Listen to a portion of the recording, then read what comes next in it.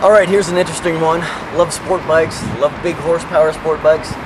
There's something to be said about a small, nimble sport bike that you can actually get full throttle on and hold there for a little while. Here's KTM's version of that, meets European A2 licensing, which apparently it's got the best power to weight ratio in the class. It's pushing the limits of the A2 license. And so we're going to go out for a ride around Modena here in Italy, and then later to a racetrack.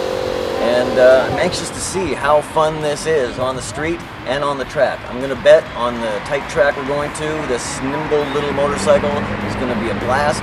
And I can't wait to introduce it to some American riders. I think a lot of people are going to have some fun riding a smaller sport bike rather than being intimidated by a big one.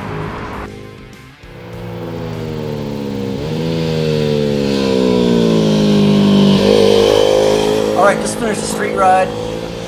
Rc390 on the street. You think it's a small bike? There's a lot of fun to be had here. I saw 103 miles an hour on the freeway, and there was more to go. And even more impressively, I did a little roll-on, 70 miles an hour to 80 miles an hour. It took about 3 seconds flat, which means this thing is pretty quick for a sub 400cc bike. Now, we get on the track, but final street thoughts, pretty open riding position. Check out my legs here. And a little bit leaned over further than a CBR 300 or a Ninja. Really compliant suspension for the street. I wish the seat was a little bit more compliant though. A little bit hard on the butt. Nice big wide mirrors, except your arms are bisecting them. But otherwise, for a street bike, this is great. And now we get to ride it on the track. There's an old adage in motorcycling that it's more fun to ride a slow bike fast than a fast bike slow. And that's the case here today with the KTM Rc390. It's not a slow bike. If you want to compare it to a CBR 250 or 300 single-cylinder sporty bike, you'd be mistaken, because this thing's got way more power. Over 100 miles an hour we saw earlier today, and on the track on the front straight I'm creeping into 100 miles an hour.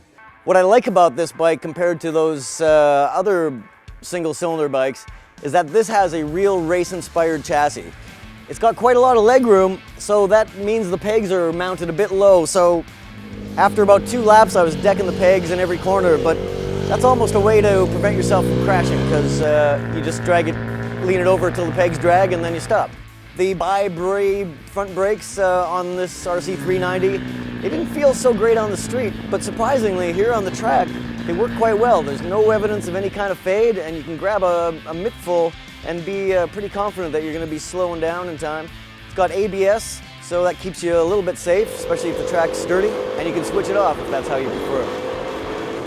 So the big question about the Rc390, how much is it going to cost? Nobody's saying yet, but I'm expecting about $6,500, $6,600, which isn't too far away from the lesser powerful bikes in this class. So in the KTM, we've got a very sporty looking bike. This, you ride it by, and this does not look like a budget bike.